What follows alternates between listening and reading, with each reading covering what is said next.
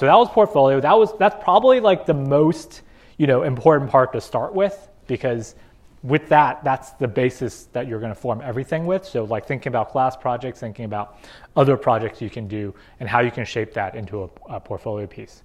Okay, connections is the second part. So basically, emailing alumni is one of the best strategies, especially recent alumni.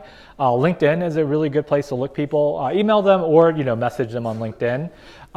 You can easily do searches for UCSD alumni at various companies. You can filter by them.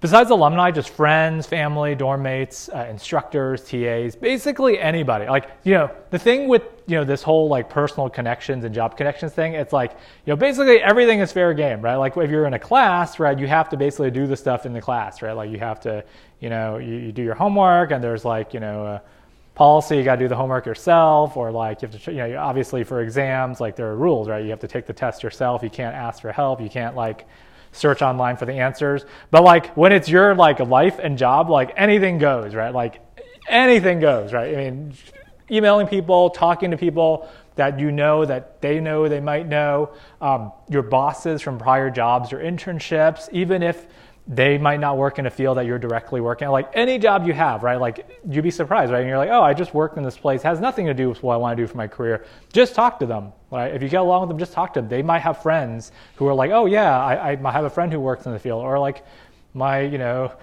brother's cousin-in-law or whatever works in this field and stuff. And you just never know until you talk to them. So just talk to anybody you can about this.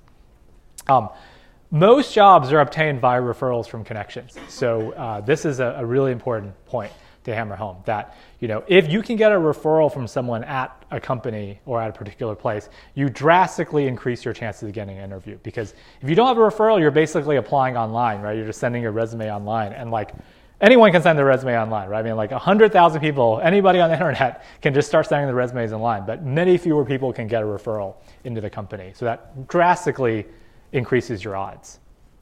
Another thing, this is one of my friends said this is great, is they take advantage of your .edu student email address. This is like a huge thing. So both your .edu email address and also the fact that you're a student, just tell them you're a student.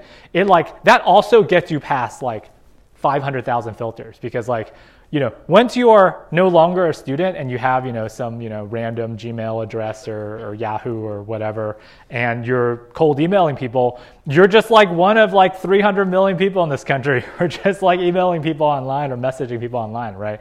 But if you're a student, you have this edu address at UCSD, like people just automatically like, oh yeah, like I want to help students out. Like it's way much more advantage to say that you're a student, you have edu address, rather than like I'm just some random person from the internet who's messaging you.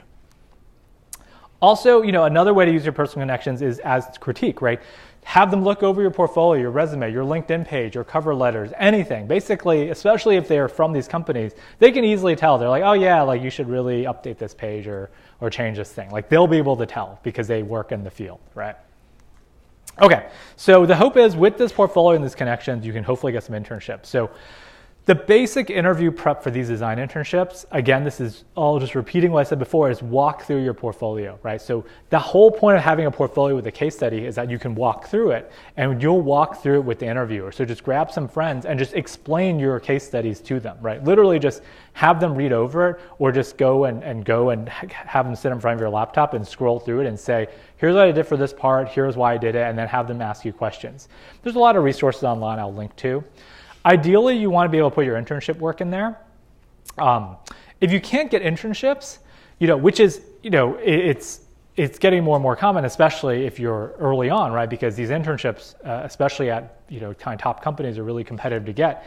If you can't get like an internship in these companies, it's fine. Like don't stress about it, right? So spend your summers building up your portfolio in any way that you can, right? So don't stress about it. This happens to a lot of people, especially if you're just starting out. But in a way, it's kind of a blessing in disguise, because then you actually have a lot of time to think about how to structure these projects. This is one of my favorite stories that one of my TAs from my class told yesterday in class. So he spent a summer as a DoorDash food delivery driver, right? So DoorDash is a common food delivery app, right? So he spent a summer just delivering food for DoorDash because he needed a job. So he made some money, and then he wrote a case study redesigning the DoorDash driver app.